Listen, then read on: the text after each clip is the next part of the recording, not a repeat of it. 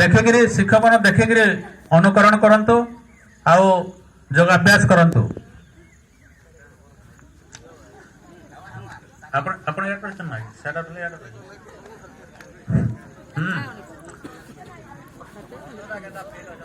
योग आमर जीवन रो अविच्छेद्य अंग आम जानी समस्ते। योग रो बहुत अर्थ अच्छी जेमती आमर आत्मा परमात्मा परमात्मा तो केवल एक श्रेय ईश्वर कह जाउछे आउ आत्मा प्रत्येक आमर मनुष्य मानकर भितरे प्रत्येक जीव मानकर भितरे गोटे गोटे आत्मा अच्छी जो आत्मा की तार लक्ष्य अच्छी परमात्मा सहित विलीन हो जाबार सेटा को मध्य योग कह जाए। पुणे मनुष्य और प्रकृति यही मनुष्य प्रकृति भितर जो समानता अच्छे प्रकृति को बंचेबा प्रकृति बंचिले आम मनुष्य माने बंचिबा प्रत्येक जीव जगत बंचिब एटा भी योग योगर बहुत अर्थ अच्छी से अनुसार आम योगर लाभ नवा धीरे धीरे करंतु आउ जोगर लाभ नियंतु। आमर शरीर पाए जोगर जो लाभ अच्छी योग करिवार फल आमर शरीर सुस्थ रहिबो।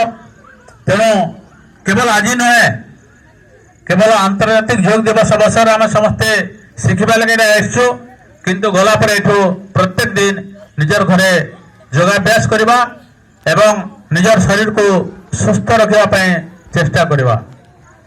जेमती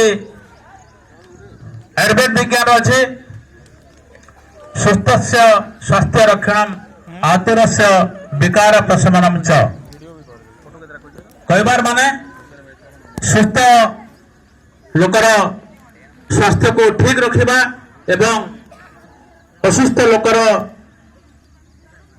चिकित्सा पूर्वक ताको सुस्थ करवा एटा होची हमर चिकित्सा पद्धति। हमर भारत रो सर्वपुरातन चिकित्सा पद्धति आयुर्वेद रो लक्ष्य अछि सुस्थस्य स्वास्थ्य रक्षणम आतुरस्य विकार प्रशमनम च। तेणु आम समस्ते योग करवा एवं सुस्थ रहिबा। हमर योग शिक्षक मान को देखिकी अभ्यास करंतु धीरे धीरे धीरे धीरे चलो दुई लोग गोटे थे आगे गोटे पछा उठो प्रेसर हवा बेस जणा गोटे थे ठीक चलो चलो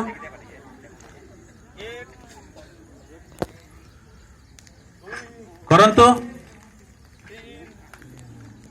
हमर शिक्षक जेमती करजंती ताको आमे अनुकरण करबा अभ्यास करबा जोर देबा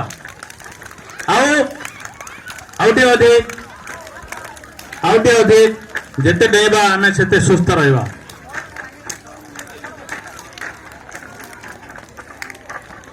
ठीक है स्तव फिर चेंज परिवर्तन चेंज करंतु।